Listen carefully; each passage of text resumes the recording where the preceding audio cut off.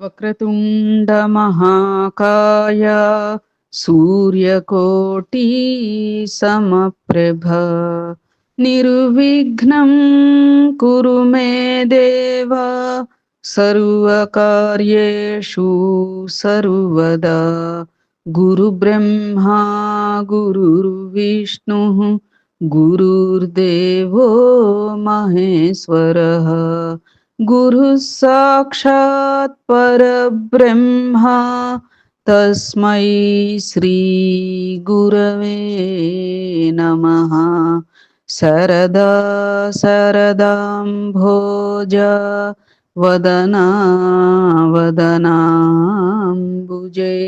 సర్వదా సర్వదాస్మాకం సన్నిధిః సన్నిధిం క్రియాత్. ఓం గం గణపతయే నమః. సద్గురవే నమః. శ్రీ మహాసరస్వత్యై నమః. మనం శ్రీ సాయి లీలామృతం 27వ అధ్యాయానికి చేరుకున్నామమ్మా. 26వ అధ్యాయ పరంగా మనం మందిరలీల అనేటువంటి అంశం రీత్యా విద్యానగర్లో నిర్మాణమైనటువంటి సద్గురుని యొక్క మందిరం ఎంత నిదర్శనాత్మకంగా అది నిర్మితమైంది, ఎందరు మహనీయులు ఆ యొక్క అంశంలో, ఆ యొక్క సత్సంకల్పంలో పిలవకుండానే వారి యొక్క కృప ఎలా ఆ మందిరానికి సంప్రాప్తింపచేశారు అనేటువంటి అంశం, సత్సాంగత్యం యొక్క ఫలం ఏమిటి అనేటువంటి అంశం రీత్యా మనం ఎన్నో విషయాలు చర్చించుకున్నాం. నేటి పారాయణ రీత్యా మనం సత్సంగ మహిమ అనేటువంటి అంశం రీత్యా అనేకమైనటువంటి లీలలు మహిమలు తెలుసుకోవడానికి ప్రయత్నం చేద్దాం. ఓం సమర్థ సద్గురు శ్రీ సాయినాథాయ నమః. ఉన్నదానితో అసంతృప్తి, లేని దేనికోసమో తపన, ఇదే మానవ జీవిత సారం. కోరినవి ఎన్ని లభించినా క్రొత్త పరిస్థితుల వలన క్రొత్త కోరికలు చిగిర్చి అవి నెరవేరనప్పుడు వెనుకటి సంతోషం కూడా మాయమవుతుంది. అది అప్పటి పరిస్థితుల రీత్యా అప్పుడు అన్నీ మనకి నెరవేరినా ఎప్పటికప్పుడు ఏమవుతూ ఉంటుంది, లౌకిక జీవనంలో పరిస్థితులు మారుతూ ఉంటాయి. ఆ మారినప్పుడు మరి ఇప్పటివి నెరవేరకపోయేటప్పటికి గతంలో నెరవేరాయి కదా అనేటువంటి అంశం కూడా మనం మర్చిపోతూ ఉంటామన్నమాట. అప్పుడేమవుతుంది, వెనుకటి సంతోషం కూడా మాయమవుతుంది. ఇదే నిజమైన దుఃఖం. ఇది రాజు నుండి పేద దాకా అందరినీ నిరంతరం కృంగదీస్తూ ఉంటుంది. ఈ అశాంతి నుండి తప్పుకునే యత్నంలోనే మానవుడు సంసారము, ధనము, అధికారము, ఇంద్రియ సుఖాలు సాధించుకో చూస్తాడు. కానీ ఆ తపనకు అంతు ఉండదు. దాని వలన చేయరానివి ఎన్నో చేసి కర్మఫలంగా ఎంతో దుఃఖాన్ని సిద్ధం చేసుకుంటూ ఉంటాడు. అవి అనుభవానికి వచ్చిన నాడు వాటి నుండి తప్పించుకోవడానికే సామాన్యులు దైవాన్ని ఆశ్రయిస్తూ ఉంటారు. ఆయన తనను కాపాడలేదని దైవాన్ని నిందించి శంకిస్తూ ఉంటారు. ఇలా దేనికోసము తప్పించవలసిన అవసరం లేని స్థితి ఆత్మజ్ఞానం వలన కానీ రాదు. ఈ సంగతి దృఢంగా తెలియడమే వివేకం. ఏ సంగతి? దేనికోసము కూడా తప్పించవలసిన అవసరం లేదు అనే సంగతి తెలియడమే వివేకం కలగటం అంటే అది. శాశ్వత అశాశ్వతాల యొక్క అర్థం మనకి బోధపడటమే వివేకం అన్నట్లుగా. దాని పర్యవసానం ఏమిటి? ఎప్పుడైతే వివేకం కలుగుతుందో దాని పర్యవసానం ఏమిటి? వైరాగ్యం. ఇట్టి తపనకు, అశాంతికి కారణం తనలోనే ఉండి ఉండాలి అని తెలుసుకున్నాక దాన్ని తొలగించుకోవాలి అనేటువంటి నిశ్చయమే ముముక్షుత్వం. అందుకు మార్గం తెలుసుకో చూడటమే జిజ్ఞాస. అందుకోసం జ్ఞానులను ఆశ్రయించడం, సద్గురువు సమాశ్రయం, వారి నుండి నేర్చిన సత్యాన్ని తనలో దర్శించే యత్నమే సాధన, ఆత్మ విచారణ. తాను ఏ ఆత్మజ్ఞానం కోసం తపిస్తున్నాడో అదే సద్గురుని రూపంలో తారసిల్లేసరికి ఆయన యందు మనస్సు లగ్నమైపోతుంది. శరీరం ఆయన సేవకే అంకితమైపోతుంది. అదే గురుభక్తి. దాని వలన జ్ఞానం కలుగుతుంది. దేనిని కోరనవసరం లేని శాంతి, తృప్తి సిద్ధిస్తాయి. అట్టి స్థితి పొందిన వారిని ఆప్తకాములు అంటే కోరదగినదంతా పొందినవారు అని, కృతకృత్యులు చేయవలసినదంతా చేసివేసిన వారు, ఇహ చెయ్యవలసినది అంటూ ఏహీ లేనివారు అని అంటారు. అట్టి జ్ఞానులకు భగవంతునికి భేదమే లేదని శ్రీకృష్ణుడు చెప్పాడు. నేను ఈ ముల్లోకాలలోనూ ప్రయత్నం చేత చెయ్యవలసినది, పొందవలసినది ఏహీ లేదు అని కూడా చెప్పాడు. ఎవరు? శ్రీకృష్ణుడు. కానీ పైన చెప్పినట్లు ఎక్కువ మంది ఈ లక్ష్యంతో కాక ఆశ వల్లనో లేక భయం వల్లనో భగవంతుడిని, మహాత్ములను ఆశ్రయిస్తారు. శ్రీ సాయి వంటి మహనీయుల కీర్తి చూచాక దానిని కోరి ఆయనను సేవిస్తారు, సాధన చేస్తారు. బ్రహ్మర్షి అనిపించుకోవాలనే విశ్వామిత్రుడు తపస్సు చేసింది అట్టి దుఃఖాన్ని నివృత్తి చేసుకోవడం కోసం కాదు. అది కేవలం బ్రహ్మర్షి అని అనిపించుకోవటానికే విశ్వామిత్రుడు తపస్సు చేశాడు తప్ప, ముముక్షత్వం కోసమో, మరొక ఏదైనా సాధన కోసమనో ఆయన తపస్సు చేయలా. అందువలన పతనమే కలుగుతుంది. కేవలం తాను బ్రహ్మర్షి అని అంగీకరించనందుకు వశిష్ఠుని నూరుగురు కొడుకులను సంహరించాడు. ఇది కూడా రాక్షసుల తపస్సును పోలినదే. ఎన్ని నెరవేరినా ఏహీ కోరనక్కరలేని స్థితి కలుగదు. కనుక వాటిని పొందడం వలన ప్రయోజనం ఉండదని గుర్తించిన వారు ఎవరో కొద్దిమంది మాత్రమే ఇలాంటి పొంగు కృంగులు లేక సృష్టి యొక్క పరమరహస్యాన్ని మాత్రమే అన్వేషిస్తారు. వారే ముముక్షువులు. మనమిలాంటి గోతులలో పడకుండా సాయి చూపిన మార్గంలో పయనించడం ఎలా? ఆత్మజ్ఞానం కలిగే లోపల మనకు కొన్ని అవసరాలు, కష్టాలు తీర్చుకోజూడటం తప్పదు. స్థిరమైన ఆత్మవిచారము లేక శరణాగతో కుదిరితే గాని పొంగు కృంగులు లేకుండా నిష్కామంగా కర్మలు ఆచరించలేరు. ఇక నిత్య జీవితంలో సాధన సాగించేది ఎలా? అది. ఇది మనందరికీ కూడా వర్తిస్తుంది కదా! ఎందుకంటే ఆత్మజ్ఞానం, ఆత్మజ్ఞానం అని పరితపించి సాధన చేసుకోవటం కోసం మనం లౌకికులం. ఇందాక చెప్పుకున్నట్లుగా ఎన్నెన్నో అవసరాలు, ఎన్నెన్నో మనకి కనీస అవసరాలైనా మనకి జీవితంలో పూర్తవ్వాలి. అప్పుడు గాని మనకి కొంత మనస్సు చాంచల్యం వీడదు. అట్లా కూడా మనోచాంచల్యం వీడని పరిస్థితి ఏమిటి చెప్పారిందాక? ఇప్పటి పరిస్థితి రీత్యా ఏదైనా కోరిక నెరవేరలేదా అంటే మనకి వెనకటి సంతోషం కూడా మటుమాయమవుతుంది అని కూడా చెప్పుకున్నాం. కాబట్టి మనకై మనమిహ ఆత్మజ్ఞానం కోసమనో, దేనికోసమనో సాధన చేయగలమా అంటే చేయలేం మనం. అప్పుడేం చేయాలి అనేది చూద్దాం చూడండి. శ్రీ సాయి వంటి సద్గురువుపై భక్తి శ్రద్ధలు కలగటం ఎంతో అదృష్టం. కానీ అటుపైన పొడుగునా మనకు ఆయన తోడుగా ఉండి సరియైన మార్గంలో నడిపించాలి అంటే ఏం చేయాలి మరి? నాపై నీ దృష్టి నిలుపు, నీపై నా దృష్టి నిలుపుతాను అన్నారు సాయి. ఆయన గురించి అనన్యంగా చింతన చేసిన వారి యోగక్షేమమే ఆయన వహిస్తారు. ఇదే శ్రీకృష్ణుడు రమణ మహర్షి చెప్పిన శరణాగతి. అది. మనకి తెలియకుండానే మనని ఆత్మపథంలో పయనింపచేస్తారు సద్గురువు. ఎప్పుడు మనం చెప్పుకోలా గత అధ్యాయాలలో కూడా మౌన ప్రబోధం. మనకి తెలియకుండానే మనకి వివేక వైరాగ్యాలు ఊదీ ధారణ ఎందుకు మరి?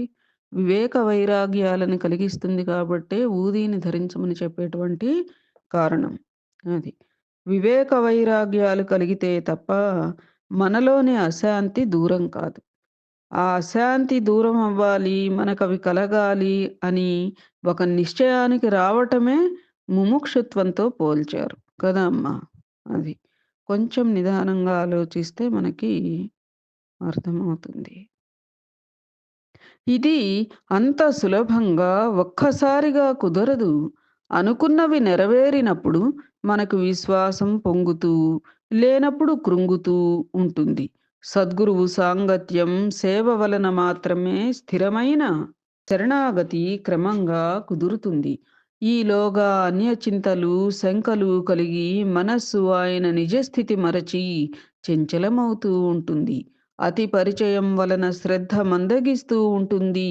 ఇలాంటి ఒడిదుడుకులు లేనప్పుడు మనకు ఆయన సన్నిధి లభించినట్లు లెక్క. అది. అప్పుడే మనకు ఆయన నుండి సంపూర్ణమైన రక్షణ లభిస్తుంది. ఇలాంటి ఒడిదుడుకులకు గల కారణాలలో సాటివారి పట్ల మనకుండే భావం వారి స్వభావాలలో కూడా ఉంటాయి. అంటే సాటివారిలోని, మనలోని బలహీనతలే ప్రధాన కారణాలు. సాంగత్యానికి మనపై మనం ఊహించలేనంతటి ప్రభావం ఉంటుంది. సాటివారి దృష్టి కూడా సంస్కరించబడుతూ ఉంటే, మన యత్నం కూడా సులభమవుతూ ఉంటుంది. అది. చూసారా? స్నేహాలు. సాంగత్యం అంటే స్నేహం అన్నమాట. మనకి ఆ సాంగత్యం ఎఫెక్ట్ ఎట్లా ఉంటుంది అంటే, మనపై మనం ఊహించనంత ప్రభావం ఉంటుందని చెప్తున్నారు. హ్మ్. అందుకే మనిషికి తన సాధనతో పాటు సత్సాంగత్యం కూడా అవసరం. ఈ సత్సంగం అన్నది ఈ కాలంలో సహజంగా దొరికేది కాదు. దానిని తోటలాగా పెంచుకొనవలసిందే. మళ్ళీ మళ్ళీ కలుపు తీసుకుంటూ, నీరు పోస్తూ కాపాడుకోవలసిందే. ఇదే సత్సంగం అంటే. ఇందుకోసం అందరము కలిసి భగవంతుడైన సద్గురుని లీలలు, బోధలు శ్రవణం, చింతన చేస్తూ ఉండాలి. నైమిషారణ్యంలోని మునులు కూడా ఇలాగే చేసేవారని పురాణాలు చెబుతున్నాయి. అన్ని సాధనలకు భగవత్కథా శ్రవణమే మూలం. కనుక వాల్మీకి రామాయణం, వ్యాసుడు భాగవతము వ్రాసి ఆ సేతు హిమాచల పర్యంతం తమ శిష్య ప్రశిష్యుల ద్వారా గ్రామ గ్రామాల్లోనూ ప్రజలకు శ్రవణం చేయిస్తుండేవారు. అందువల్లనే ఈనాటికి మన దేశంలో అక్షర జ్ఞానం లేని వారికి కూడా దైవము, జీవిత పరమార్థము, దానిని సాధించుకునే మార్గము ఉన్నాయి అనైనా తెలిసింది. అది. చదువు వేరు, ఇలాంటి ఆధ్యాత్మికత, నాగరికత విషయాలు తెలియటం వేరు. అది వేరే యాంగిల్, ఇది వేరే యాంగిల్. చదువుకున్న వాళ్ళంతా మరి అన్నిటి రీత్యాను చాలా పరిణతి సాధించిన వాళ్ళేనా అంటే కాదు. చదువుకోని వాళ్ళంతా మరి ఏ అంశము తెలియని వాళ్ళేనా అంటే కాదు. అదే మరి. ఇలాంటివి వినడం ద్వారా మన హృదయాలను, సాటివారిని పరిశుద్ధం చేసుకుంటుంటే నిర్దుష్టమైన భక్తి శ్రద్ధలు తెగుళ్ళు లేకుండా పెరుగుతాయి. కనుక వారానికి ఒక్కసారైనా సత్కథ విని ప్రసాదం తీసుకుపొమ్మని ఇరుగు పొరుగు వారిని ప్రేమతో ఆహ్వానించాలి. అప్పుడు సాయి పటానికి ధూపదీపాలు అర్పించి భావయుక్తంగా ధ్యాన శ్లోకం చదువుకుని అష్టోత్తర శతనామావళి సహాయంతో ఆ సద్గురుని దివ్య గుణాలను స్మరించాలి. తరువాత కనీసం 30 లేక 45 నిమిషాలైనా అందరికీ సాయి లీలలు వినిపించాలి. మనం చెప్పేది మనం కూడా వింటూ, మన భావాన్ని కూడా సరిదిద్దుకుంటూ ఉండాలి.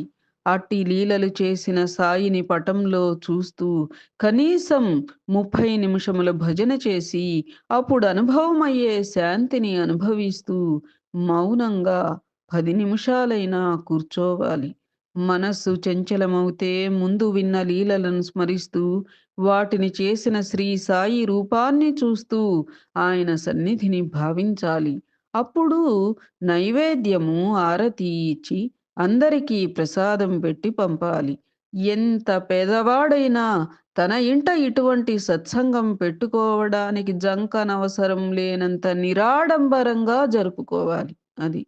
ఓహో! శషభిషలుకు పోయామనుకో, ఏమవుతుంది? మనల్ని చూసి, అమ్మో! అలాంటివన్నీ మనకెక్కడవుతాయిలే, అవి ఏ కొందరికో మాత్రమే సాధ్యం అనేటువంటి తలంపు ఇతరులకి కలుగుతుంది.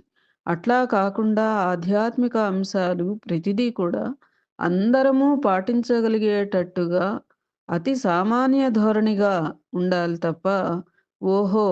భేషజాల ధోరణిగా మాత్రం ఉంటే అక్కడ జరిగేది సత్సంగం అయితే కాదు. కదా అమ్మా!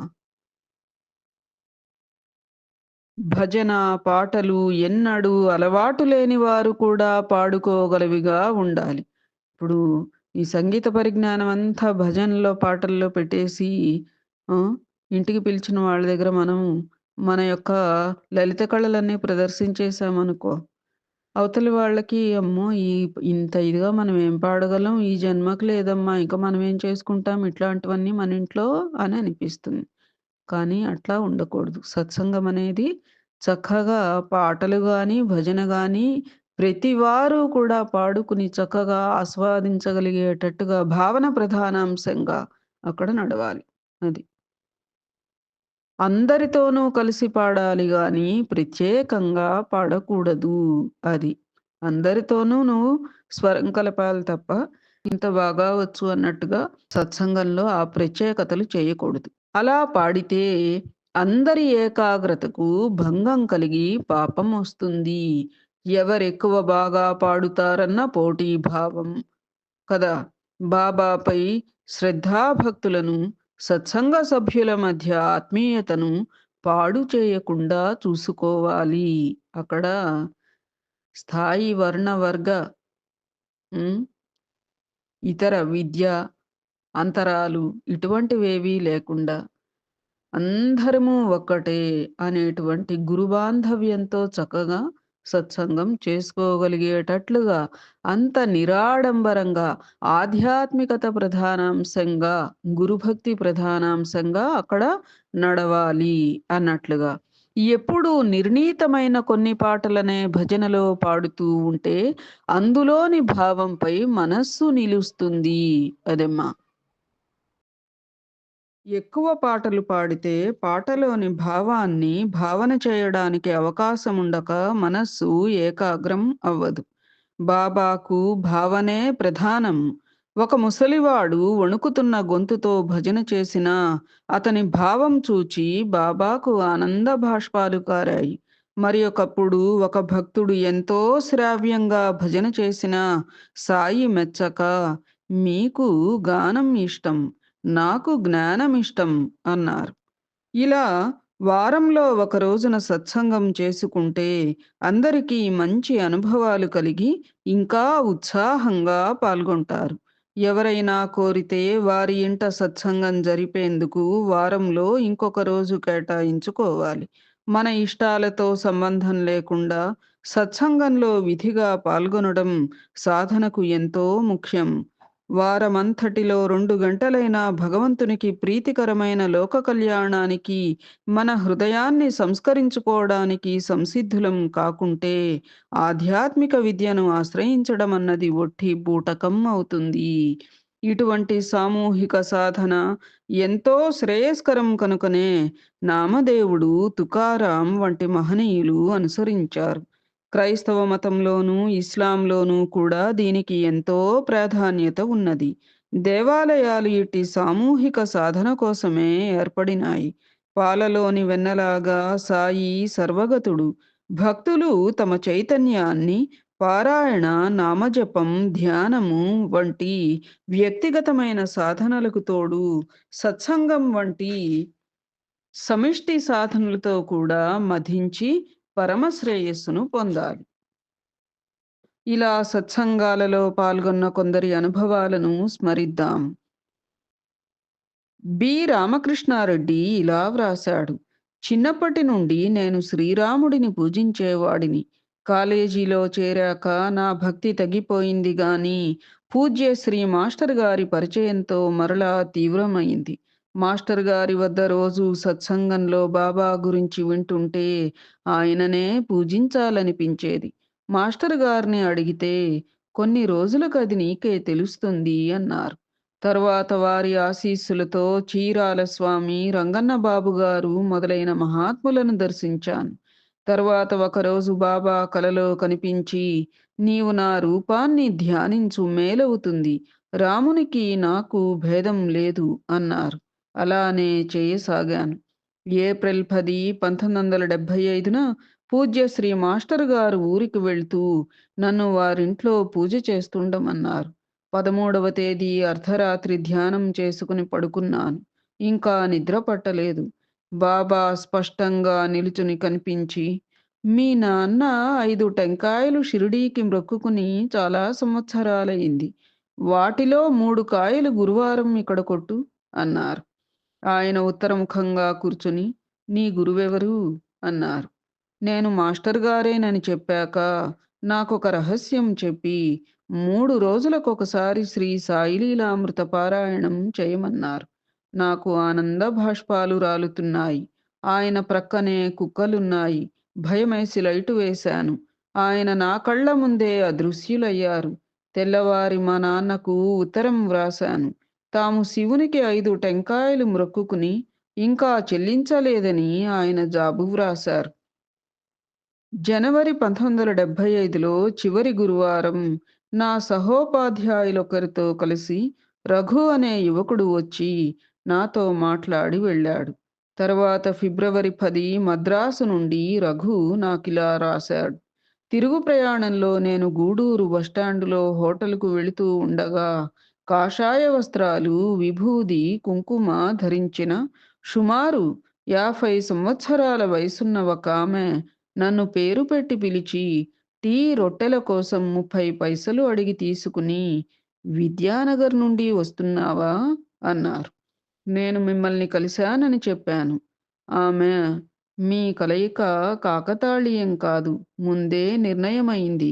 గమ్యానికి సాగిపో. మధ్యలో ఆగవద్దు" అని తక్షణమే వెళ్ళిపోయారు. నాటి రాత్రి నాకు స్వప్నం వచ్చింది.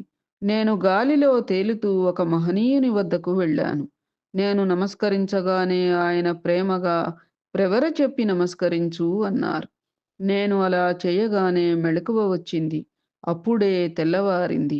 ఆయన సాయిబాబాలాగా ఉన్నారు.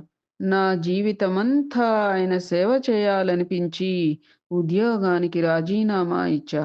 మొదట షిరిడీలో సాయిబాబాను, అక్కల్కోట స్వామిని సేవిస్తాను. కొంతకాలం తర్వాత మీ దర్శనానికి రాగలననుకుంటాను అని చెప్పి, ఎవరు ఈయన పేరు? రఘు అని చెప్పి ఒకాయన రాశారు. ఒక బద్ధజీవి తీవ్ర ముముక్షువైనాడు. అది.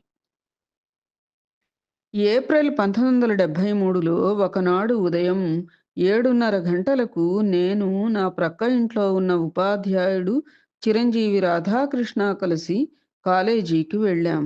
సుమారు 8 గంటలకు తెల్లని గుడ్డలు ధరించిన ఒక వృద్ధుడు నా గది వద్దకొచ్చి శ్రీమతి రాధాకృష్ణతో నా కోసం అడిగి, నేను అర్జెంటుగా వెళ్ళిపోవాలి. నేనొచ్చి ఎళ్ళానని, నా ఆశీస్సులని వాడికి చెప్పు. నాకు పేరు, ఊరు లేవు. వాడు నా కొడుకు వంటివాడు. నేను వాడికి తెలుసు. నా ఆశీస్సులు అని వాడికి చెప్తే తెలుస్తుంది అన్నారట. ఆయన మహాత్ముడని తోచి ఆమె కొడుకు 2 సంవత్సరాల వాడు ఆయనకు నమస్కరించారు. తరువాత అస్వస్థతగా ఉన్న తన మరదలి చేత నమస్కారం చేయించాలని చూచేసరికి ఆయన కనిపించలేదు. కొద్ది సంవత్సరాల తరువాత ఆమె మరదలు మరణించింది. హ్మ్. అందుకే బాబా దర్శనం ఆమెకు కాలేదేమో. ప్రక్క గ్రామానికి చెందిన చిరంజీవి కోటేశ్వరికి టాన్సిల్స్ బాగా పెరగడం చేత అమ్మాయి ఎదగలేదు. సాయి చరిత్ర పారాయణ ప్రారంభించిన కొద్ది రోజులకు ఒక గురువారం రాత్రి ఆమెకు స్వప్నం వచ్చింది. ఒక ఆస్పత్రిలో సాయిబాబా డాక్టరు, పోలేరమ్మ నర్సు, క్షేత్రపాల స్వామి కాంపౌండర్‌గా కనిపించి ఆమెను కుర్చీలో కూర్చోపెట్టారు. పోలేరమ్మ, "భయం లేదమ్మా, నోరు తెరు" అన్నది. ఆమె తెరిస్తే బాబా ఆపరేషన్ చేశారు. తరువాత మెలకువ వచ్చింది. నాటితో వ్యాధి తగ్గిపోయింది. అంటే కొన్ని కొన్ని స్వప్నంలో కూడా నివారిస్తారు కదా అమ్మా! అది.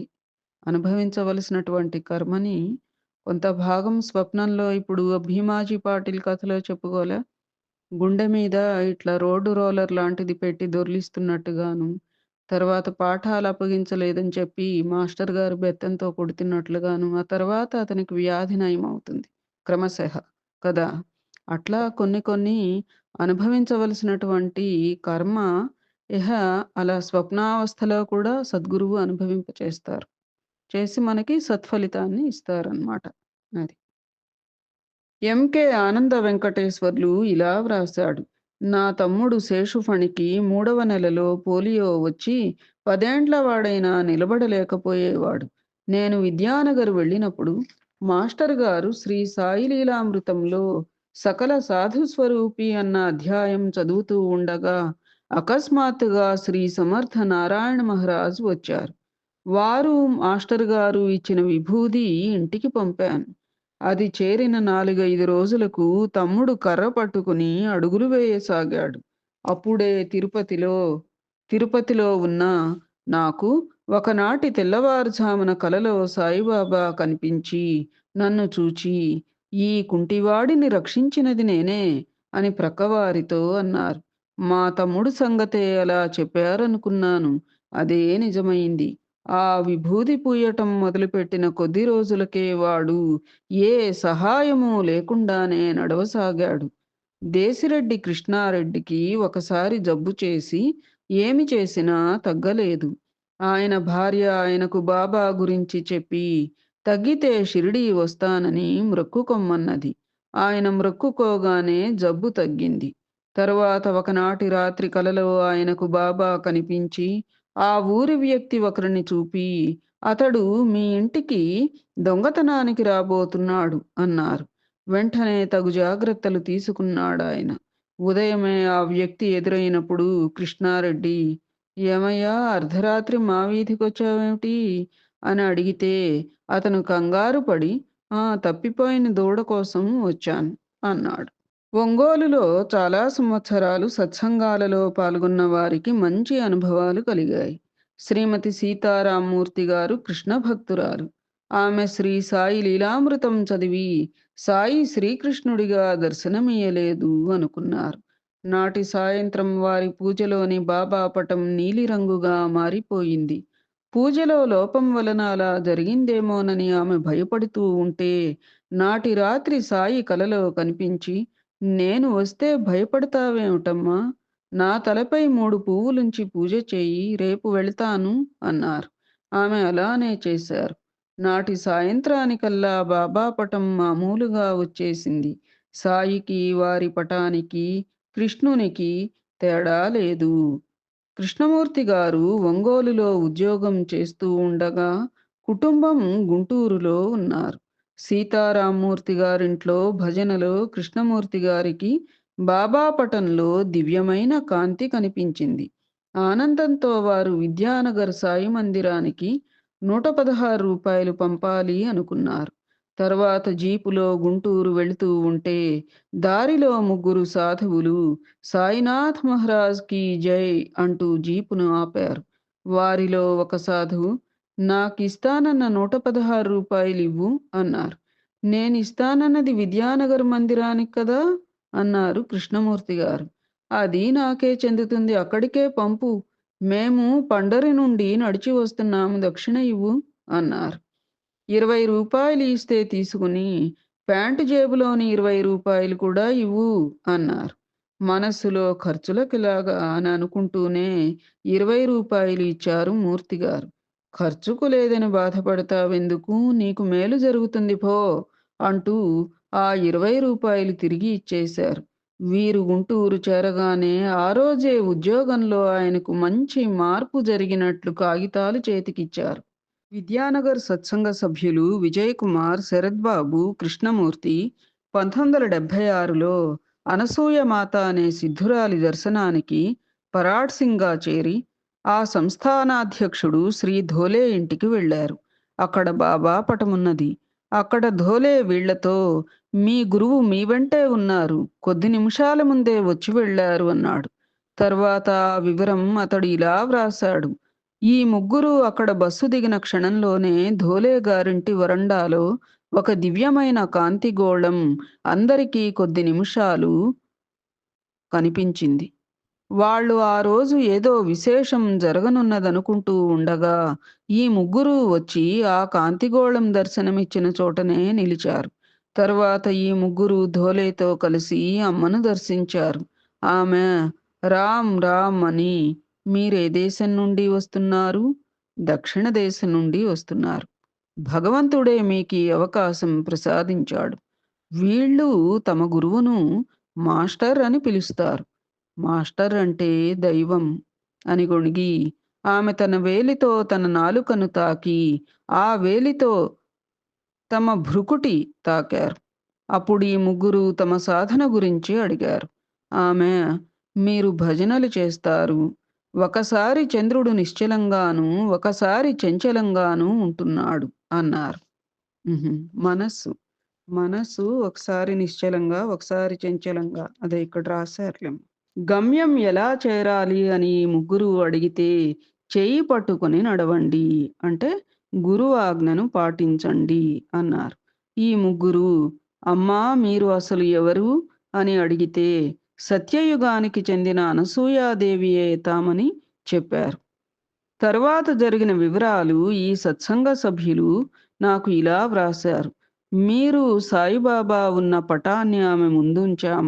ఆమె ప్రత్యేకంగా 2, 3 సార్లు దానిని తన నాలుకతో తాకి, దానిని ఒడిలో ఉంచుకుని పమిటతో కప్పి ఉంచారు. ఆ పటాన్ని చూస్తూ ఋషి, ఋషి, ఇద్దరు ఋషులు ఒకరు గుర్రం మీద అన్నారు. సత్సంగము, భజన శ్రద్ధగా చేస్తూ ఉంటే మనం కోరకున్న మన ఆత్మీయులను కూడా శ్రీ సాయియే అనుగ్రహిస్తారు. 1975లో మా తండ్రిగారైన కీర్తిశేషులు ఎక్కిరాల అనంతాచార్య తమ అనుభవం ఇలా చెప్పారు. ఒకనాటి మధ్యాహ్నం విజయవాడలో మంచం మీద కూర్చుని ఉన్నాను. కఫని తలగుడ్డ ధరించిన సాయిబాబా తలుపు నెట్టుకుని నా గదిలో ప్రవేశించారు. నేను అది నిజమా కలా అని చూస్తూ ఉంటే ఆయన నా మంచం మీద ప్రక్కనే కూర్చున్నారు. నేను మిమ్మల్ని పూజించను గదా, మీరు నా వద్దకొచ్చారేమిటి అన్నాను. నాకు అటువంటి ప్రాముఖ్యతలేమీ లేవు. నాకు వచ్చాను. రావద్దంటావా అన్నారు. తరువాత ఆయన లేచి నన్ను కౌగలించుకొని, నేను నీలోనికి వస్తున్నాను, అక్కడే ఉంటాను అంటూ నాలోనికి వెళ్ళిపోయారు. అలా 7 రోజులు వరుసగా జరిగింది. అది తలుచుకున్నప్పుడల్లా నా కన్నుల వెంట ఆనంద బాష్పాలు వస్తాయి అని మాస్టర్ గారి తండ్రి గారు వ్రాశారట. అలానే కలిచేడులో ప్రతివారం శ్రద్ధగా సత్సంగం చేస్తూ ఉండేవారు.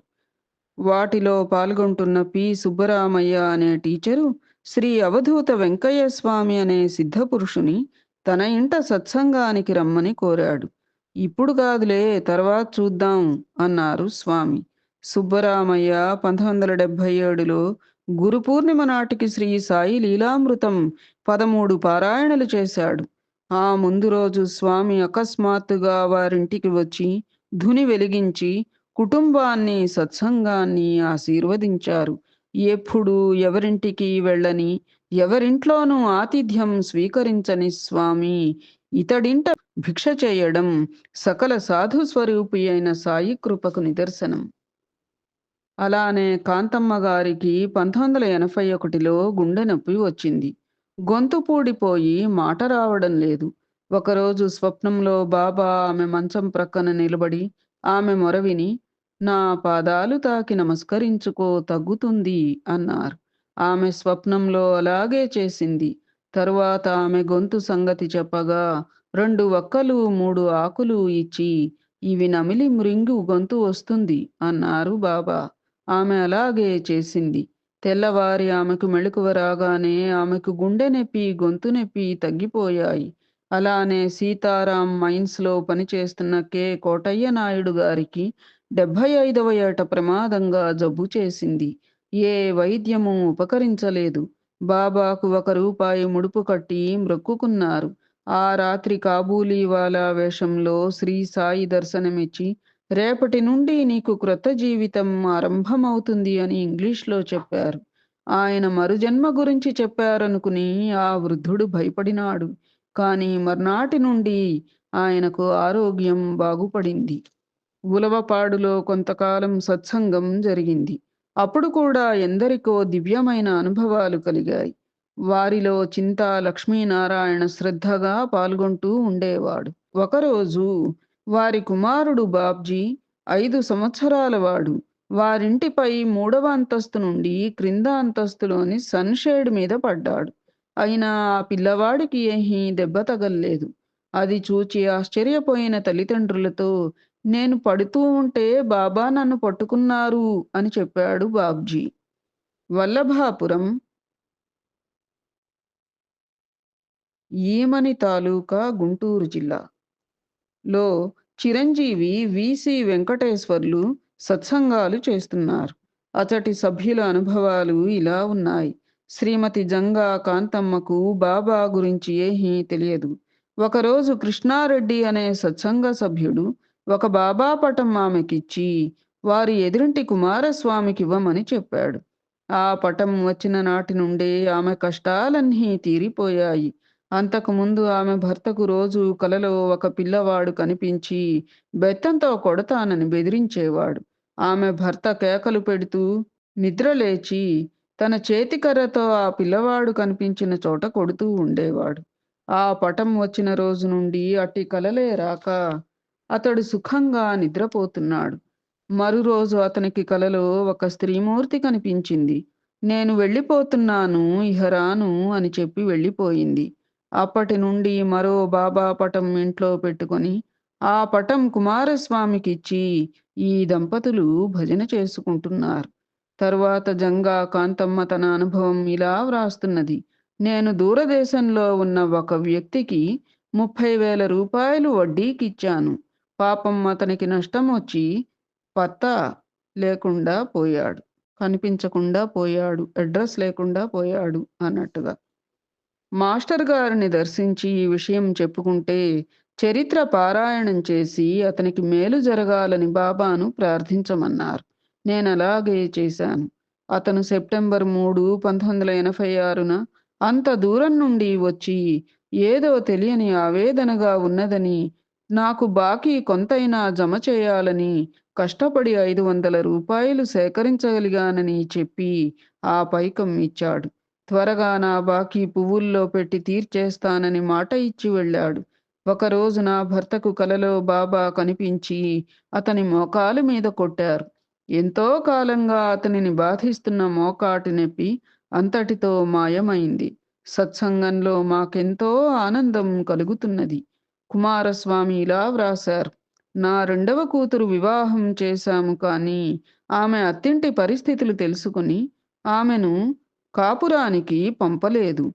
మాస్టర్ గారిని అడిగితే శ్రీ సాయి లీలామృతం పారాయణ చేసి సమస్య బాబాకు చెప్పుకుని అమ్మాయిని అత్తగారింటికి పంపించమన్నారు.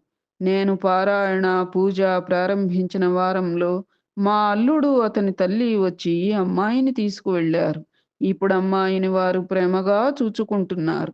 అంతకుముందు భవిష్యత్తు అంధకారంగా కనిపించి రాత్రిళ్ళు నిద్ర పట్టక ఆత్మహత్య చేసుకోవాలని అనుకునేవాడిని. ఇప్పుడు సత్సంగాలకు హాజరవుతూ మనశ్శాంతి పొందుతున్నాను. ఇది 27వ అధ్యాయం సంపూర్ణం. ఏతత్ ఫలం సర్వం సద్గురుచరణారవిందార్పణమస్తు. సద్గురవే నమః. శ్రీమాత్రే నమః. శ్రీ సీతారామ లక్ష్మణ భరత శత్రుఘ్న సహిత హనుమతే నమః. జై సాయి మాస్టర్.